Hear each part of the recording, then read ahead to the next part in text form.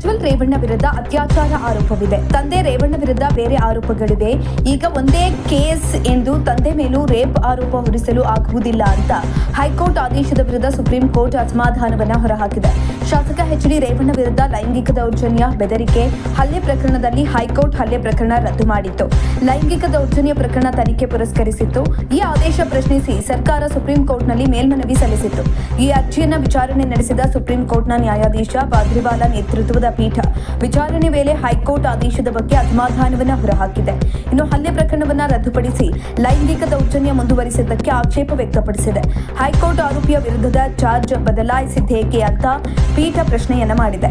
ಮಗ ಪ್ರಜ್ವಲ್ ರೇವಣ್ಣ ಮೇಲೆ ಅತ್ಯಾಚಾರ ಆರೋಪವಿದೆ. ಚಾರ್ಜ್ ಫ್ರೇಮ್ ಆಗಿದೆ. ತಂದೆ ರೇವಣ್ಣ ಮೇಲೆ ಬೇರೆ ಆರೋಪಗಳಿವೆ. ಇಬ್ಬರ ಮೇಲೂ ಬೇರೆ ಬೇರೆ ಆರೋಪಗಳಿವೆ. ಒಂದೇ ಕೇಸ್ ಎಂದು ತಂದೆಗೂ ರೇಪ್ ಆರೋಪ ಹಾಕಲು ಬರುವುದಿಲ್ಲ ಅಂತ ಕೋರ್ಟ್ ಹೇಳಿದೆ. ಈ ಬಗ್ಗೆ ನೋಟಿಸ್ಗೆ ಉತ್ತರ ನೀಡುವಂತೆ ಎಚ್.ಡಿ. ರೇವಣ್ಣಗೆ ಸೂಚನೆಯನ್ನ ಕೊಡಲಾಗಿದೆ.